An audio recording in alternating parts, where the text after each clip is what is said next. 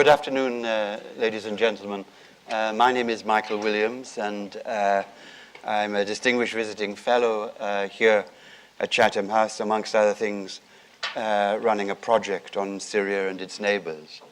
I'm also formerly an official of the UN, latterly their special representative in Lebanon before 2011. And it's a great privilege to chair this meeting and to introduce a long-standing friend, Stefan de Mistura. Stefan has served the UN for many years, very many years, if I may say that, Stefan. 42. I don't believe that. It's more than... But I think of particular interest to our audience today is the fact that, of course, he is the special envoy for Syria, a post he's held since July 2014, I think. But that his previous background has been so involved with the region. In the last decade, where we first met, I think, was in Baghdad when you were deputy special representative in 2005, 2006. Later, he was very involved as the UN Special Envoy in Afghanistan, then back to Iraq as head of the UN mission there, and now he is charged with the UN's endeavors to address the terrible conflict that has unfolded in Syria in the last several years.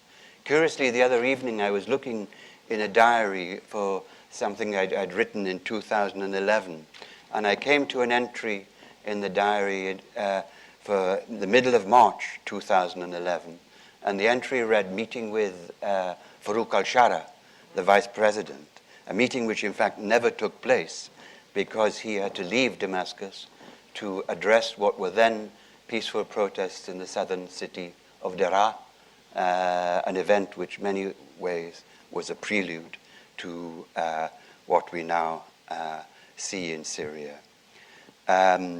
This meeting is on the record, and it's also being live streamed.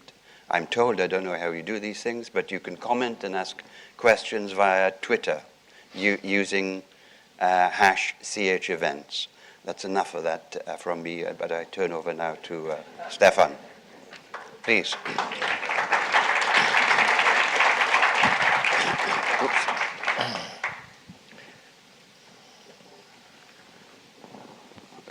That looks like a telephone directory. The Damascus one. Thank you. Thank you very much. First of all, Michael, thank you for inviting me here. And I like the idea of being at Chatham House, but in particular also being with you. Thank you. You are a colleague who has been showing a lot of competence when you were there. And I know you understand our limits and what we can do and what we're trying to do. So let me go through a little bit on some points that I would like to share with you in terms of what we've been trying to do. And then, of course, the most interesting part will be when you're raising questions. I would appreciate, rather than simply raising questions, which are more than legitimate, I would appreciate very much if some of you has got also some ideas. We are looking for ideas. We are looking for how to actually make mission almost impossible becoming potentially doable at the time when the time is of essence. We are getting close to 5 years, starting from 10 days from today. That's right. So it's not accidental that I'm keen in advocating what we are trying to do and advocating for good ideas so that we don't meet in a year again and it becomes 6 years and nothing has changed. So some facts, first of all. When I joined the mission, which exactly was in July 2014, I was told that there is really nothing moving. And the positions of everyone is actually stuck, as we know, on Geneva II, when the whole thing was blocked. And that two very eminent and highly respected by me, and I'm sure by all of you, the predecessors, Kofi Annan and Lakhdar Brahimi, at a certain point said, well, there is no willingness, there is no interest, there is no wish by the Security Council to be united, and by the regional players who are very much involved, and by the government in finding a political solution. So I was convinced to do what can be done, or at least trying to, when I was reminded about the figures. So I want to remind you too, because they have been a major reason for us to try to do something like we are trying to do in Aleppo and elsewhere. 100,000 last year, more 70,000 plus other. We have 220,000 people killed in Syria at the moment. The second point is that there are, and we never forget that, and we should not, more than 1 million wounded. 3.2 million refugees. They are all over the region. They have been potentially destabilizing neighboring countries. Lebanon has got an enormous number proportionately to their own population. Turkey has been welcoming and generously taking care of 1.6 million. And then you have the Jordan plus Iraq. And on top of it, you have 40 years backwards, the whole economy of the country going backwards. You have about 4,800 local, beautiful, historical, religious sites either damaged or destroyed. And then you have about 13 million of Syrian people, proud people, who used to be proud of their own agriculture, economy, to actually depend on humanitarian external aid. And all that leading to what? Leading to the fact that I think anyone around in his own right of mind today, after 4 years, would recognize that there is no military solution. And the only form, it should be a political solution. Fine, they all agree. When you talk to any one of the 18 different entities, groups, countries, who have some type of stake or are involved in the Syrian environment. But then de facto is that everyone seems to be going on an automatic gear. And that in fact, the machine goes as if there was some hope by some that there would be a military solution. So when we realized that by going around the meetings and conferences and meeting everyone, I realized also that if that was the case, we are in a stalemate, except for two new factors. One is that Daesh, ISIS, came on the horizon brutally all over Iraq, northern part, and in a large part of Syria. And that I was believing in September, October, there would have been a wake-up call for everyone to start thinking, while everybody is still going on automatic machine in terms of no military solution, but de facto continuing on hoping that a military solution would take place, then reaching the point that there would be the urgency of addressing the issue of Daesh, and the only way to do so would be remembering that if there is no solution to the conflict in Syria, Daesh will continue taking advantage of it, like a disease which takes place in a body which is weak or it has got weaknesses. And the second new element, new factor, which is still there, is the decision by international community or some countries in international community who get physically, militarily involved in the coalition against Daesh, flying both in Iraq but also in Syria. Are these two new factors waking up everyone and thinking that it would be the need now to actually address what we all say, but perhaps we don't mean yet, i.e. a political solution? Well, not necessarily, and perhaps not now. But here is where things change. And I've been trying to think why I'm joined the UN and why we are there. And this is this book. Look at it. This is a book not of numbers, but of names. These are 100,000 people, names, but people, women, men, children who have died and are not there anymore. They have an address, they have a name, they have a birthday. They are not there. And this book is small. There should have been a double one. Are we remembering this? Are we thinking that there is a time when we should be actually also remembering that I don't hear the people's issue? I hear whether I'm gaining, winning, whether that would give an advantage to one side or the other, but not about whether they are tired. And they are dead. And there are still many who could be dead by the time that we decide that we should be moving on the political process. If that is the case, I thought that the entry point to moving things, to try to actually produce some type of urgency, has been and is remembering that after 4 years and almost 5, this is going on. Secondly, to try to find any occasion, any opportunity for reducing at least the violence when there is a disease that has not a clear cure, or we don't see the cure, or we don't have it. What do we do normally if you're a doctor? You try to reduce the pain. You try to prolong the life in order to reach the point when actually the treatment, the cure is there. Can't we try at least to do that one in Syria at the moment, before it gets off the radar screen, like it was almost doing before ISIS got violently, horribly on the radar screen and drew attention again on Syria? And second, if we do then have some initiative about reducing violence, can that not give a little bit of a dim of a hope? Can that not possibly also produce an alibi for those who are thinking that the automatic machine of the conflict can continue for years because they are far away or they are involved in a distant way? Well, that's our hope, and that's anyway our needed feeling of intellectual honesty coming from the UN.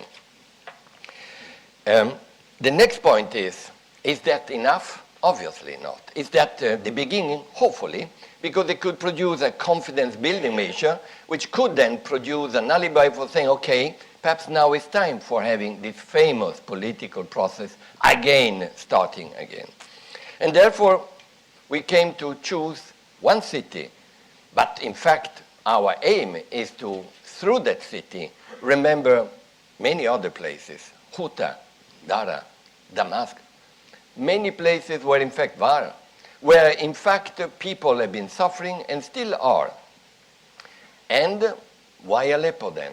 The most difficult one, the most impossible in the mission, almost impossible. But because Aleppo is Aleppo, because Aleppo is known around the world, because Aleppo is the last large city in Syria which is still contested and divided, because it is the mosaicus of all our cultural relation to a wonderful mix of cultures that exist in that city, from Islam to Christianity and onwards.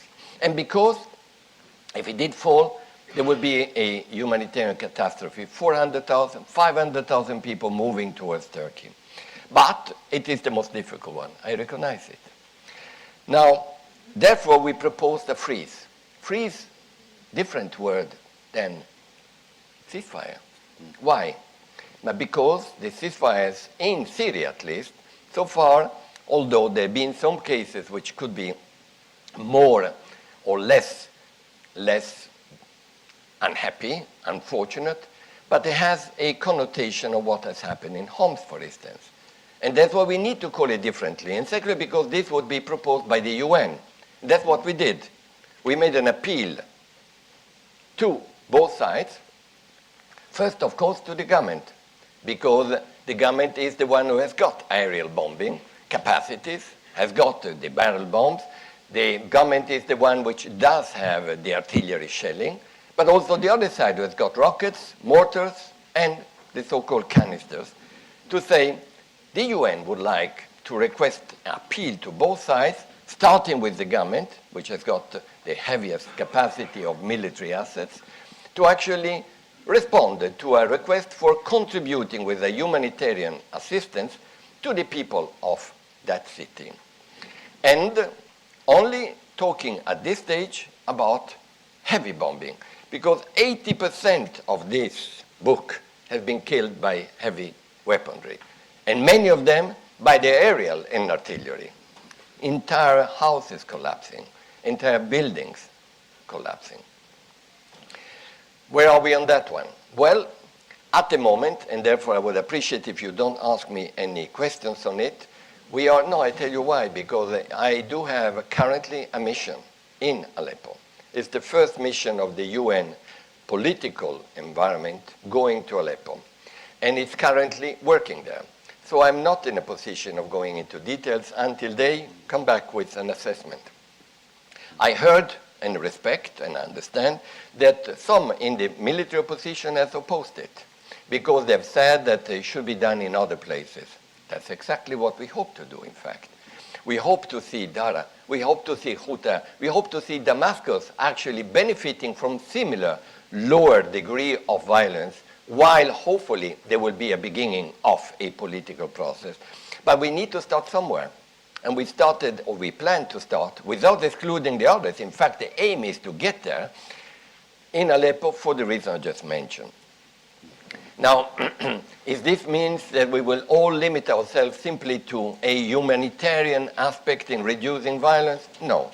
But look at every single peace plan, proposal, roadmap which has been done. And we don't need to reinvent the wheel. It started with the Geneva Communiqué, which remains the only communiqué and the only paper which has been agreed upon by everyone, Russia to the US, from the region onwards. But then let's also see whether the first step is what? And that was ceasefires. Following the ceasefire, then a political process which is well elaborated and needs to be obviously adjusted to the current environment.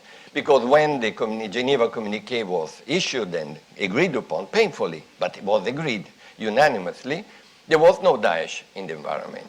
So let's see whether we can metabolize that aspect too into it. And then have a political process starting.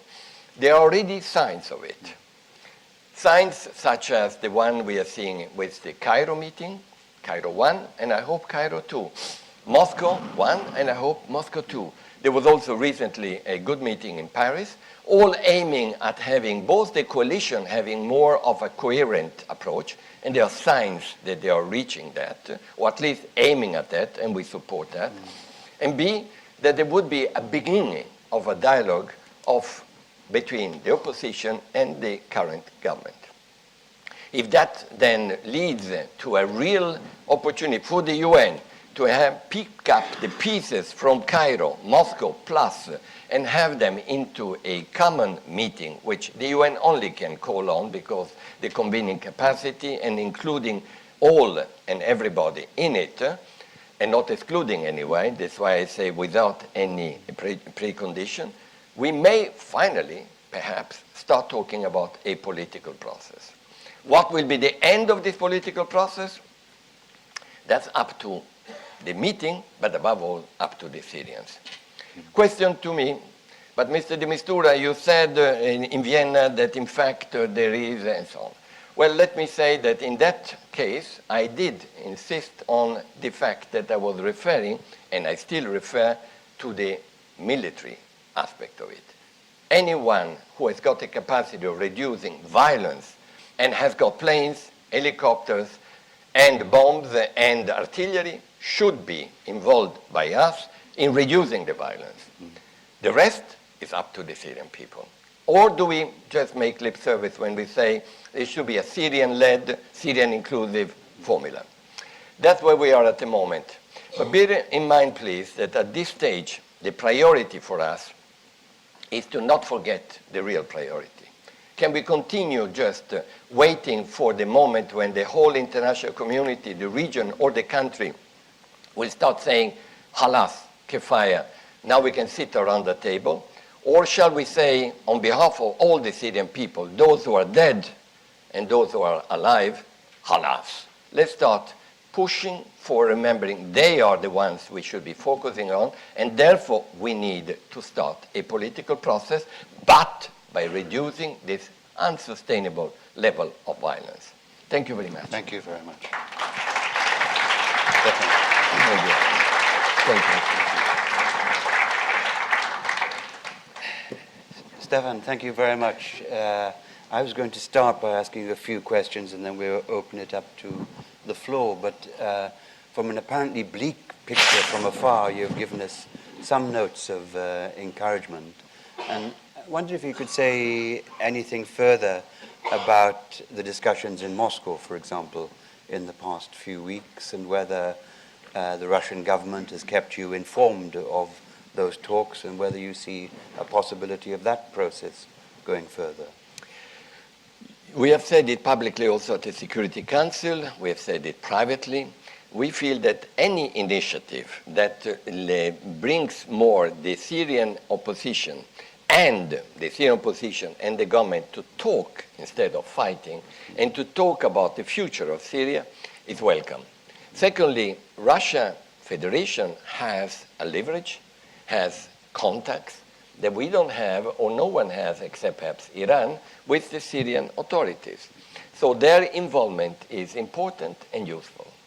Now, what we need is that this process that they have started continues.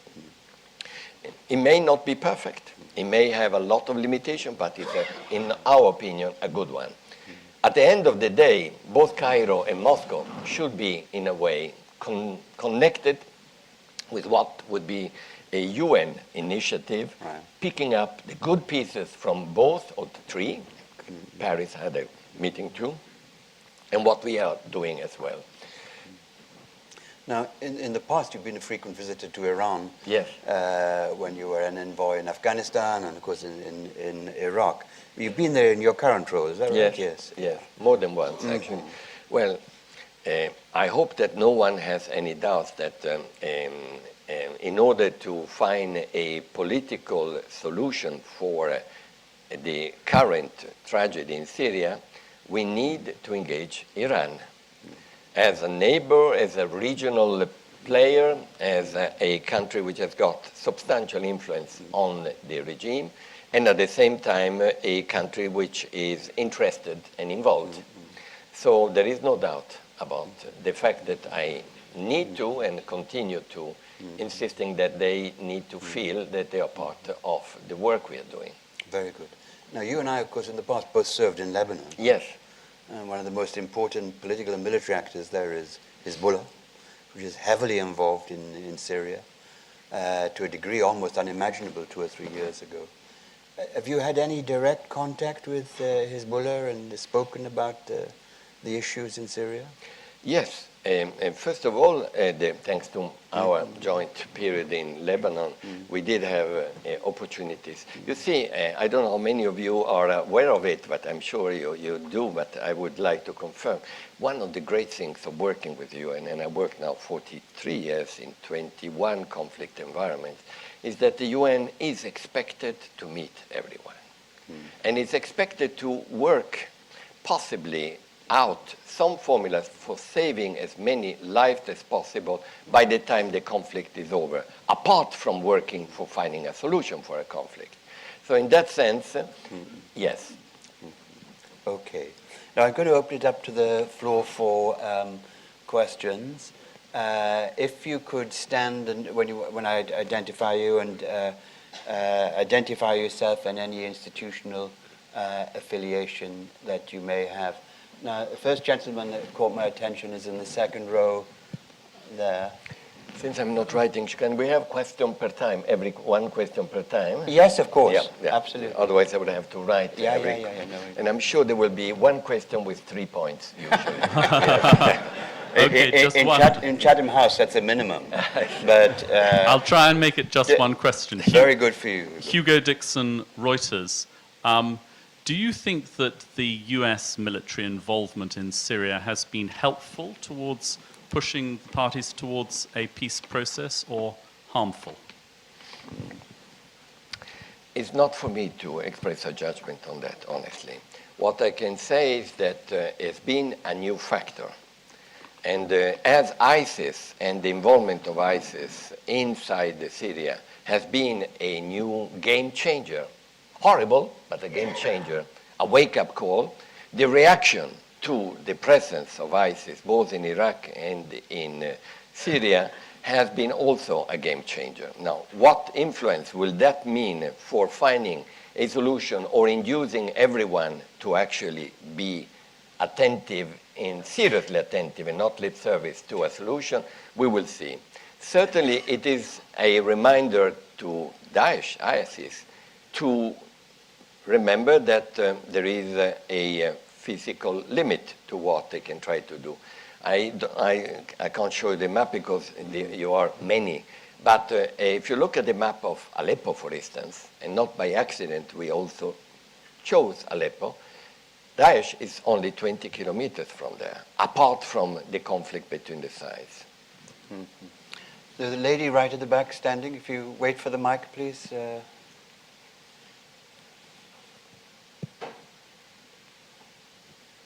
Thank you. Catherine Davies from Iguazu, the CEO.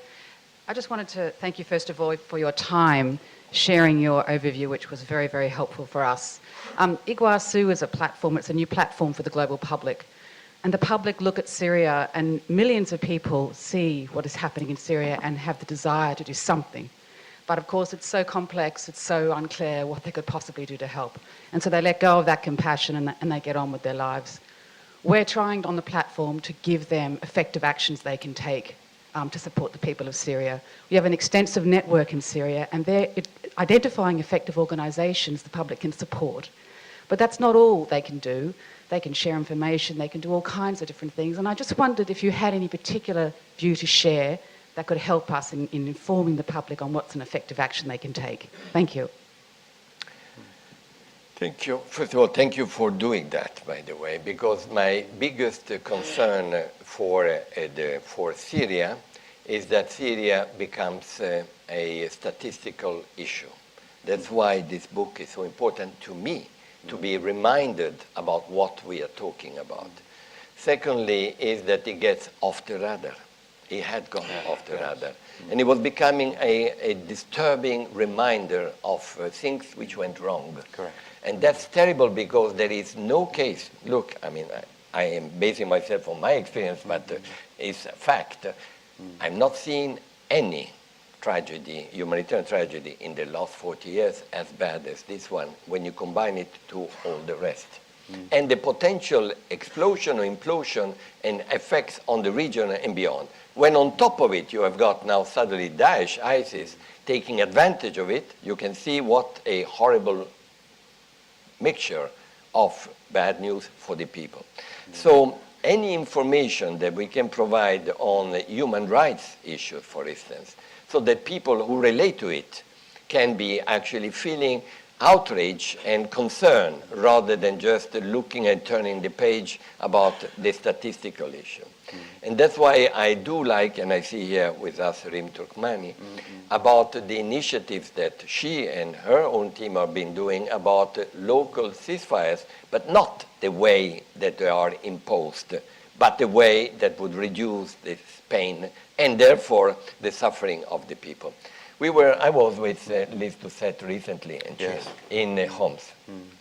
Trust me, I've seen so many horrible conflicts. I was in Lebanon just after the end of the conflict. I was in Kabul and in Baghdad. I've never seen that type of level of destruction.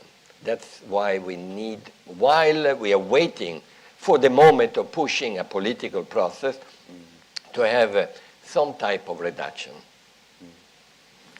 James? Wait for the mic, James.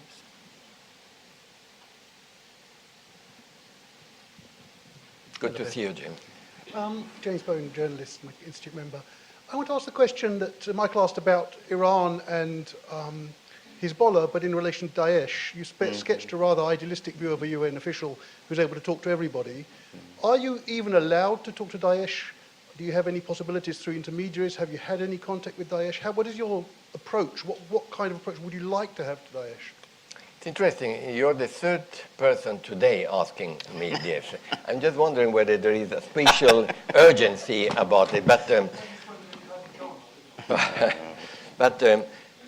I can address it since, in different ways. The first one is I've been meeting many people that my mother would not be proud of. Okay. I really did. No. Throughout your life? I mean, Yes. No, I did, really. I don't want to mention them. Most of them are not there anymore, but still they were pretty difficult. But if the issue is saving lives, that's what the UN is supposed to do together with ICRC and others. And therefore, from that point of view, I think we are expected to meet as many as possible. From a political point of view, official point of view, they are on a list of terrorism, and therefore on a Security Council resolution, very clearly. So the third point is there will be a moment, we saw it in Afghanistan, we saw it in Iraq, where there may be the need for having informal contacts in order, if nothing else, to avoid the worst case scenario for the people in the area. At the moment, I'm not talking to them. And I don't have the feeling that they are in a hurry to talk to me. Reem, your name was mentioned. You might.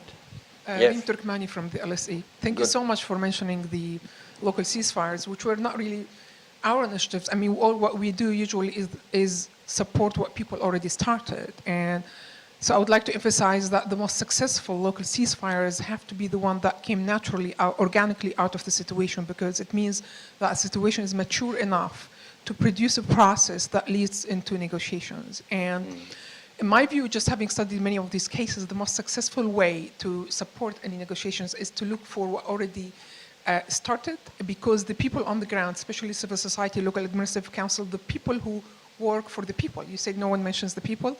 Talk to them. All what they do is about the people. Those people have looked for the keys and the cues and how to create links and how to reduce the violence.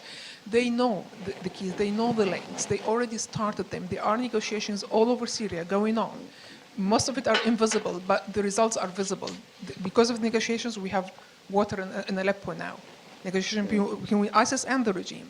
So I would say look for these links and build on them. Confirm what's already there rather than inventing a solution and apply it on the people. The other thing I would like to say is that actually what we realized studying these cases is that often the spoiler comes from the outside. People in Syria want peace. Regional countries don't. International actors are not helping. And I think in the case of the special envoy, it's the mandate that is not helping. I mean, when you took over, Mr. Brahimi, your mandate was still the same. And we do strongly think that you really need much stronger mandate that reflects the international will to have a solution and that enables you to deploy real mission on the ground to make a difference. Thank you. Thank you, Reem. You can say that, but you don't need to answer it, Stefan. But Reem said the right thing about how to approach some concrete issues bottom up rather than bottom down. The bottom down or the top down or whatever you want to call it has already been tried. We had Geneva 1, Geneva 2. There will be one day, inshallah, the possibility of calling a Geneva 3 or whatever we want to call it. Meanwhile, we need to reduce the pain. If that comes from local initiatives. So Reem's comment, in a way, leads also to the fact Aleppo perhaps was not ripe. But for the reasons I said, there is a moment when you have to also to stimulate, iconize, push in a certain direction. And therefore, perhaps making it ripe. But the idea would be that if they say, are you only focusing on Aleppo? No, we need to focus as well. In fact, for those stories, it's the stories which are already progressing but need a further push. And I'm committed to that. Correct. The gentleman exactly in the middle here with glasses, you, sir. If you wait a moment. Wait for the microphone, please. My point is following on this Can you say intervention. who you are? Who you I are, would need please. to withhold my my affiliation for security reason. Sorry, we only take speakers who will identify well, themselves. Mr. Andy, and I work for an organization that works extensively inside Syria. This is why I would like to not to mention it. My colleagues have seen increasing level of exhaustion among different groups supporting different fighting forces. On the point of focusing only on Aleppo, I would say, in our understanding, there is mature possibility in other areas. Why can we do these phrases simultaneously, keeping Aleppo as the signature effort, but at the same time, deploying resources and capacity elsewhere, because there seems to be a point coming in terms of success and building up areas of less pain all over the country. Thank you very much. Okay, Thank you. thank you. I would reply to Regento Please. in spite of his non-identity. Your point is valid, and I think Rim was referring to it too. At the moment, I'm not, as I said, in a position of commenting on what we are going to do and what we are doing in Aleppo, because we have a special UN mission there. But there is no question that, and I've said it all the time, and perhaps now is the time to say it again, the ideal vision for us is to have a signature, for the reason we said, but also many more places, so that it doesn't appear to be, for whatever reason, selected for political or geographical, but it is basically for wherever is needed. So thank you for your point. I share it. Next is a gentleman here in the front row. Thank you. William Morris from the Next Century Foundation. There have been some Russian mumblings about an Oslo I. Is that have any credibility? And if it does, are we going to see more involvement from the secular groups? Some of them are maybe not politically correct, but you have the Iraqi Ba'ath, they call them the Syrian Ba'ath opposition. You have Rifat al-Assad's UNDA. You have the PYD, the major, actually the only major Syrian Kurdish group with real troops. So, and furthermore, are we going to? I mean, if this is going to progress, are these people going to be invited, or are we going to see the same figures that we've seen up till now? Okay, thank you. First of all, the Norwegians are strong UN partners. They've been constructively, effectively, and generously supporting not only my mission and my predecessors, but any mission in this difficult environment. So whenever they told me several times, whenever you need help or if you need a place to meet or whatever, we are available. Having said that, there is not at the moment on the radar screen a Oslo I. Okay. But we are always thinking about them as a very proactive partner. Regarding the second part, either we believe it or we just use it as lip service. Any political process must be inclusive. And by the way, look at why Daesh has been able, unfortunately, to have such a space. Because exclusion of the Sunni community in Iraq and in Syria too. That has given a feeling that there was someone who perhaps might have helped them.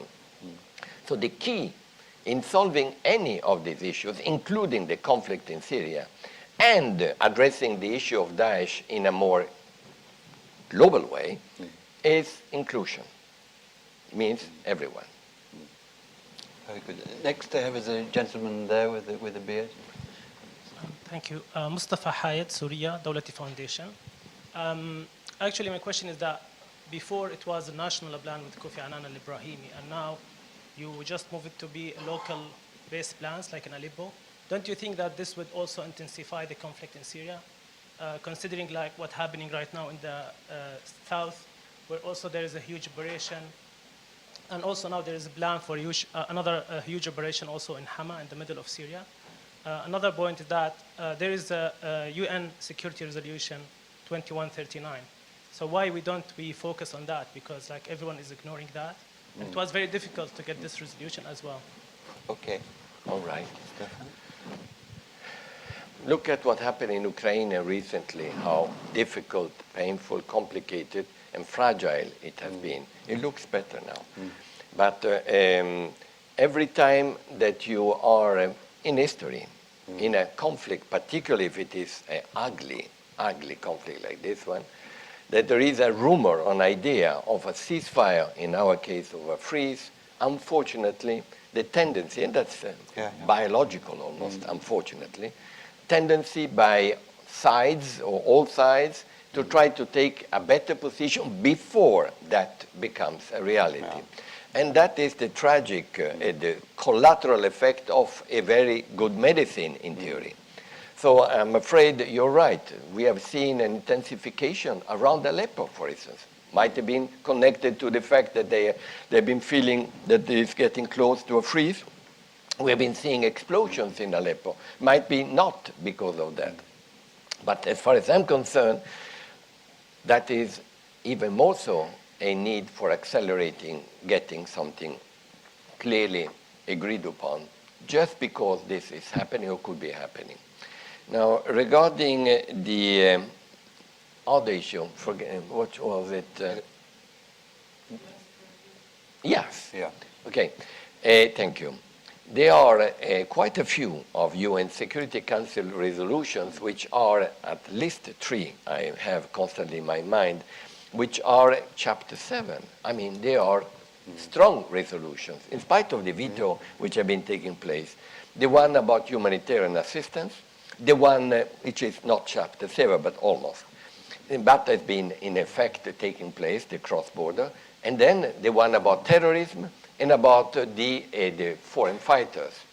None of them are perfectly implemented at the moment, and we should be pushing for that. And that's why every time we make an intervention Security Council is to say one of the formulas to reducing the tragedy in Syria is at least to see those resolutions really implemented. Ian Black. Thank you. Ian Black from The Guardian. Hi. Hi.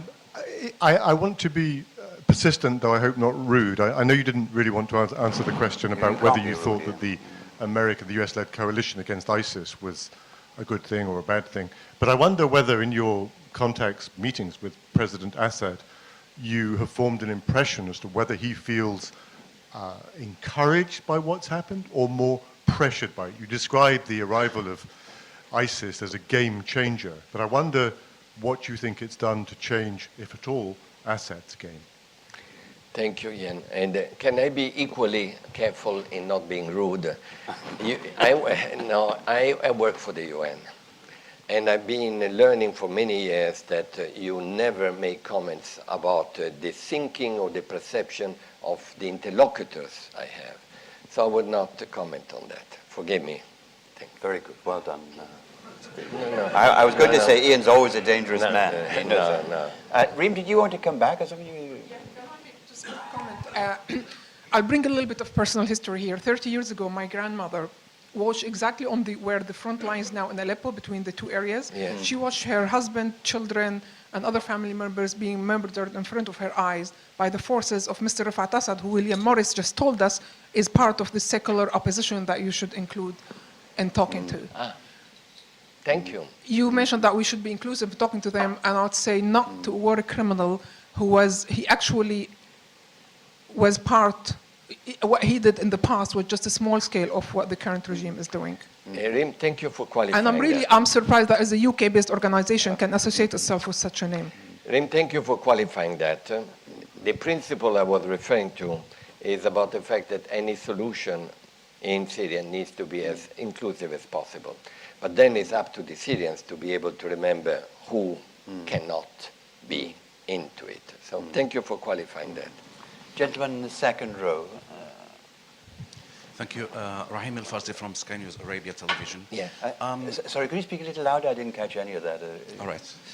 Rahim Al-Farsi from Sky News Arabia Television. Very good. Okay. Thank you. The opposition fighters in the north of the country are watching what the world is doing with the new element on the ground, which is Daesh, and how the international community is facing it. But they are talking also, or alleging, that Iran is having more feet, more boots on the ground. And they are asking what the international community is doing to stop the increasing Iran's presence in Syria. Thank you.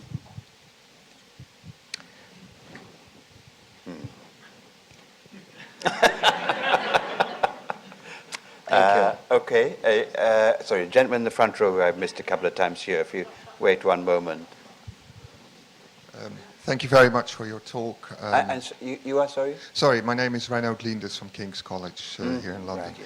Right. I also have a well, a bit of a cheeky question, although I tried not to be rude. Yesterday I came across a cartoon drawn up by a Syrian cartoonist, and you may have seen it. It's not a very flattering cartoon, and you are in it. I've seen many. It's not for the first time in his career.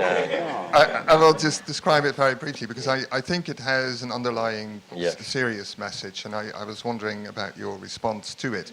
You are shown in this cartoon as a carpenter. And I didn't see that one. Right, I can send it to you if you like. Yeah. You are shown as a carpenter, and you are standing next to Bashar al-Assad, and in the middle of you two is Bashar's throne. And you are busily getting all sorts of tools out of a toolkit, trying to fix that throne. And of course, it's in direct reference to your plan of the fighting freezes. How do you respond to that perspective? Well, I didn't. First of all, thank you. I didn't see it. I am collecting them, quite a few, and very few are flattering. But I recognize that, and I understand that when you get in action and you're involved, I was told you will be having, whatever action you do, you will be having some people disagreeing and pressure, and normal, and that's you. By the way, the UN in this type of operations, and you know very well, has been and can be criticized for not doing enough, for doing too much in the wrong direction sometimes, or for not being active and so on. But one thing I really have been always worried about is being irrelevant, if the UN is irrelevant. And therefore, any initiative that even appears to be imperfect or gets a wrong interpretation, but hopefully then leads to others to take other initiatives in the right direction, better than simply writing a report and complaining to the Security Council, this day is 225,000 instead of 20,000. And what can we do? Let's hope that no one will continue fighting, that there is no political military solution and so on. So the fact of me being interpreted by doing certain things, Aleppo, reinforcing or not reinforcing the current regime, frankly, I think, wait and see what will be the outcome of all this. And the outcome is up to the government to respond to our appeal to do something about Aleppo, to the opposition and other places, and for the people of Syria, finally, to decide where the chairs are, the thrones, and where the future of their own government should be. I have no saying on that. Now we have 10 minutes left. We'll try and get in 2 or 3 more questions. The gentleman right at the back, you sir, there's a little... I am Ibrahim Hamidi. I am Syrian journalist, work with Al Hayat. Good to see you here again in 2 months. Actually, I have 1 comment and 2 questions. I'll try to be very brief. You're allowed 1 question. 1 comment and 1 question. Actually, it's correction. You mentioned that Aleppo is diverse city. Actually, it's not the most diverse city in Syria. I mean, comparing to Homs, to other cities, it's not. And you know, there are no Alawites, no Shiite, very little Christian community. That is the comment. The question is... I take that. It's a valid one. I was referring also to the cultural aspect and the historical aspect. But because you mentioned the mosaicos. The question is actually, you know, the whole plan of the freeze. We were talking about freeze in all over Syria, all ceasefire all over Syria, then freeze in Aleppo, then stopping the shelling for 6 weeks on Aleppo, and now we are talking about two streets in Aleppo, Saif al-Dawli and Salah ad-Din, and your mission are there actually. My question is, we know al-Nusra is dominating part of these 2 streets. Following up on James' question, are you willing to talk to al-Nusra? Second, yesterday there was explosion in the Air Force intelligence site. Do you think that explosion was directed to your mission? Thank you. Thank you. Well, I think he deserves a comment on that, frankly, definitely. First of all, I take your point regarding whether other places in Syria are even more multi-ethnical or religious than Aleppo, but Aleppo still remains iconic about this incredible cultural combination. There is a majority of one group there, but many of them have left on top of it. But anyway, I take your point and I recognize it. Regarding the issue about the freeze, I think you are, and that shows why we need to do more explanation. And today I hope it's a contribution. I tried to do it at the BBC this morning. I may do more of it, explanation. What we have been appealing to all sides, starting with the government, because they have the most egregious capacity of bombing and about heavy weaponry, and I don't need to remind you about that, it's enough to see it, is a freeze of heavy weapons, let me say it again, heavy weapons, because the small weapons you will never be able for a long time, and we have seen it in Lebanon during the ceasefires. There were 20 per day, because one Kalashnikov can break it. And secondly, 80% of them were killed by the heavy weapons. So let's try to at least, plus it's easier to monitor, much easier. Exactly. So the request, the appeal is about stopping for 6 weeks aerial bombing, artillery shelling, rockets and mortars all over Aleppo. Not a street, not a district, all over Aleppo. Now, we need to see what we mean by all over Aleppo, and the mission is working at the moment, not by accident there.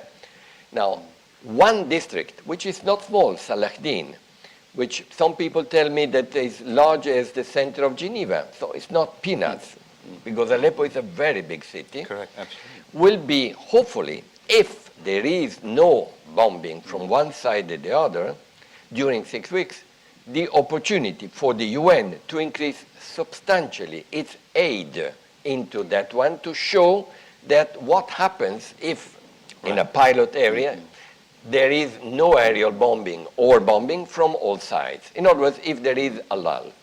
And use that district as a showcase to everyone else to say, this is what can be done by the UN being allowed due to the lack of bombing all over the city. So please put it in the right context. I would have never proposed or accepted to propose all this just because a street or a simple district. Now, the idea is, I never started with the idea of a freeze all over the country, because I was told by history and by experience that when you propose it doesn't happen. Correct. So at the same time, I'm convinced, and we were discussing with Rim about it, that if it does work in Aleppo, and if it does produce some type of momentum, the obvious second but quick answer to that would be, let's do it in 2-3 other places where in fact there is a lot of need. And I mentioned Ghouta, Dara, and Damascus. Regarding talking to Al-Nusra, we just had a conversation about it. Yeah. And I would refer to what I just said before. Very good. I can take one more question. The gentleman here on the right. Ammar Waqaf, a Syrian management consultant and a member of the House. How inclusive is your plan to the views and interests of other regional players like the Saudis, the Qataris, who exert some influence, to say the least, on the armed groups? And are they sympathetic at all to your efforts? Thank you. Well, when that's the strength and perhaps the weakness of proposing something as uncontestable as this one. The strength is that hardly anyone I talk to formally, officially, can say, no, we want a lot of bombing and we want everybody dead in Syria. Okay, clear. At the same time, does this mean that de facto they are realizing that the machine needs to be then controlled, stopped, and that we don't go at the same time for a military solution? Well, that is where the discussions still continue, and I hope also facts on the ground will prove that that can happen. One last question we're going to squeeze in was the gentleman on the far left of the back row. Thank you very much. Ahmed Abdullah from Iraq, member of Chatham House. Mr. de Mistura, how you can separate the Syrian issue from the whole issues in the Middle East? Iraq, Bahrain, Yemen, and even Daesh. It's not easy to separate from them, especially the partners are looking for take the upper hand in it. This is first. Secondly,